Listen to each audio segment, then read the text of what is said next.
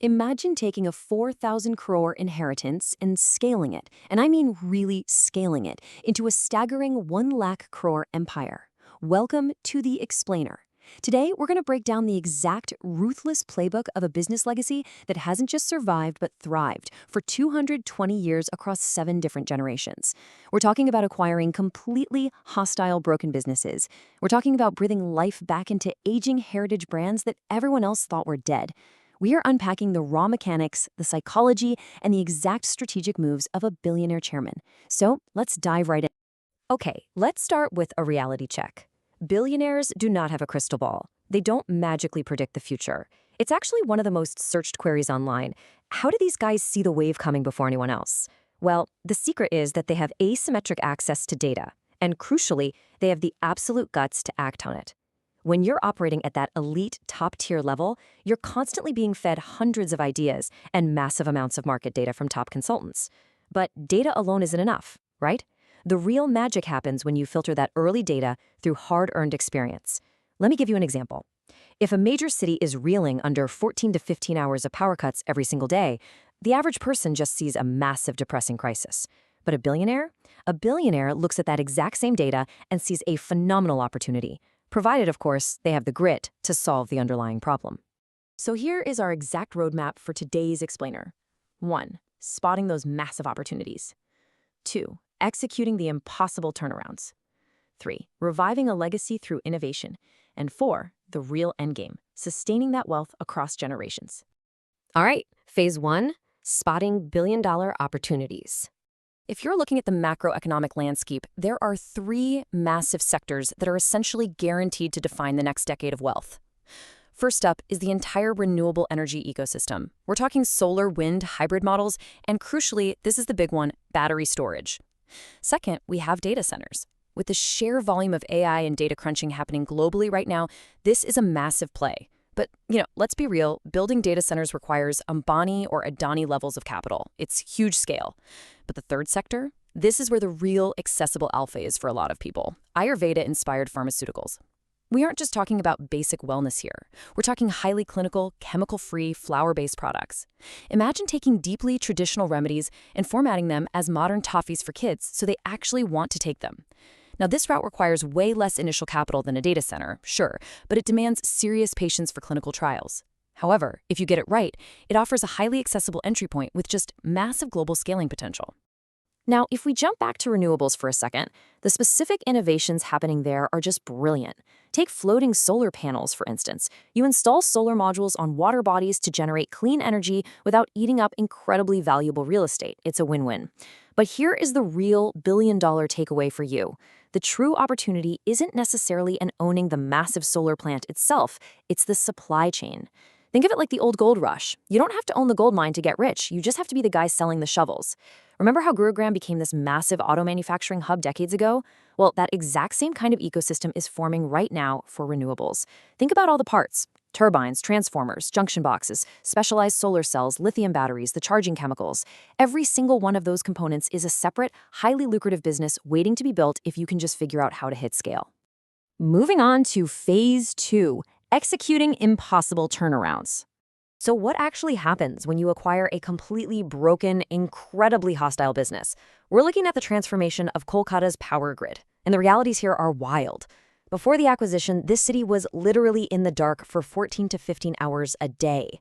It was so bad that students sitting in examination halls were handed blotting paper just to absorb their sweat so they wouldn't smudge the ink on their exams. Think about that for a second.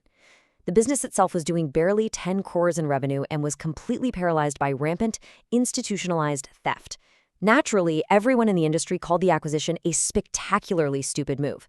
But if you fast forward through years of absolute pain and resistance, today it is an incredibly reliable power grid. And financially, it transformed from a 10-core mess into a staggering 40,000 core asset, with another 54,000 cores currently being invested into it.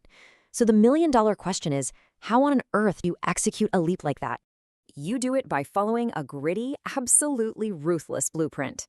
Step 1 is you have to instill internal belief. You have to build a culture of pride in a company where the employees themselves have completely given up hope. Step 2, you map consumption to stop the pilferage. And guys, let me be clear, This wasn't just a corporate audit. This was a war. 45 years ago, people were literally inserting pieces of lead under their power meters to steal electricity. So leadership had to go area by area, street by street, connection by connection. If a house had 10 air conditioners running, the electricity bill absolutely had to match that draw.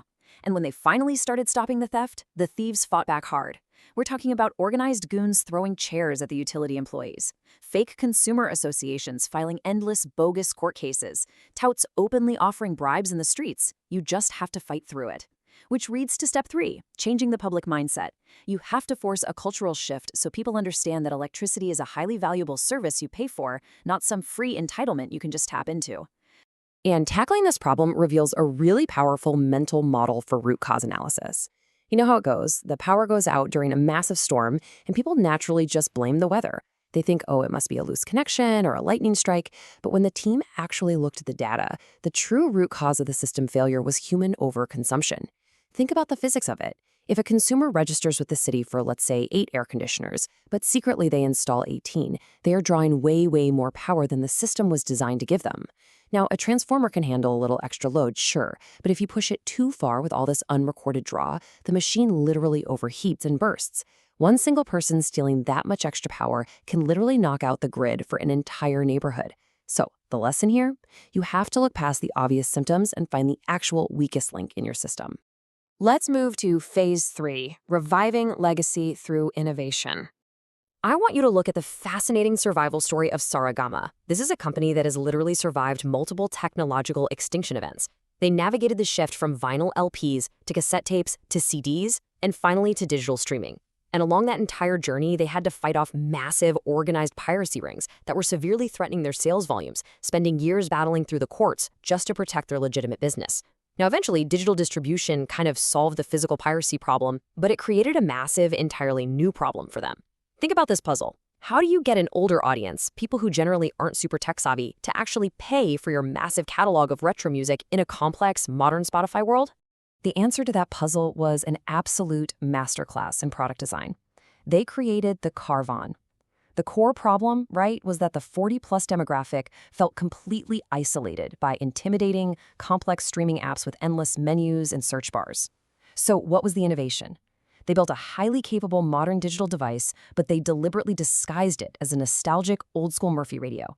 There was no complex user interface, just a simple, physical knob. You just rotate it to switch between beautifully curated moods, artists, or genres. It was a technological marvel hidden in plain sight that couldn't be easily reverse-engineered by competitors. And their marketing? Pure genius. They launched it with a deeply emotional, story-driven video campaign that cost almost nothing to make, went completely viral, and entirely revived their retro catalog. It's the ultimate show-don't-tell case study. 50%. Just let that number sink in for a second. That is the immense, unparalleled power of copy night. If you are building a business right now and watching this, you need to understand that owning intellectual property is the ultimate leverage. Saregama owns roughly 50% of all recorded Indian music. That is a massive, incredibly deep economic moat. Every single time a DJ plays a track at a club, every time an ad agency uses a jingle, or someone streams an old song on YouTube, they collect revenue. Reviving public interest through the Carvaan radio triggered massive downstream cash flow for them. And then they leveraged that massive moat to start producing their own films. They partnered with huge directors, pouring millions into new content, fully knowing that their 50% baseline market share mathematically protected the core business from going under. Finally, let's get into phase 4, sustaining generational wealth. This phase is all about pure, unfiltered business pragmatism. Look, to keep an empire alive for 220 years, you absolutely must reinvent yourself, and you must be entirely dispassionate about divestments. Over 2 centuries, this family's legacy moved from banking to jute textiles to tea, carbon black tires, electricity, and now tech. The absolute golden rule here is that you have to ruthlessly exit sunset industries and enter promising new ones with zero emotional attachment to the past. If a legacy business no longer makes mathematical sense, you divest, you cut it loose. You save your emotions for your philanthropy, for your family, but for the core business portfolio, cold logic and continuous reinvention have to rule. Beyond just knowing when to sell a business, sustaining an empire requires some non-negotiable personal rules for survival. First, while data definitely reveals the landscape, true visionaries have to let instinct guide that final creative leap. Data only takes you to the edge. Your gut jumps. Second, you must be fair and compassionate. You actually want the people who work for you and the communities you operate in to actively pray for your success. It creates a sort of invisible credit balance in society that pays off when times get tough. Third, again, never mix your personal emotions with major business pivots. And finally, cultivate a deep sense of duty and faith. Operating at this scale is incredibly stressful. Believing in a higher purpose provides the mental armor you absolutely need to navigate the massive crises that will inevitably hit any major conglomerate. But, what about the kids? This is the age-old problem. How do you stop the next generation from being completely ruined by unimaginable, unearned wealth? Well, here's the ultimate psychological hack for generational legacy: creating hunger. The current chairman actually grew up completely sheltered from indulgence. For a long time, he didn't even know his family was historically wealthy. His school fees were a massive 32 rupees a month. He and his cousin literally shared 6 shirts and 4 shorts between them growing up. And today, that rule remains strictly enforced for the new generation. You have to earn the right to your lifestyle. Denying unearned access to extreme luxury builds a deep, visceral respect for capital.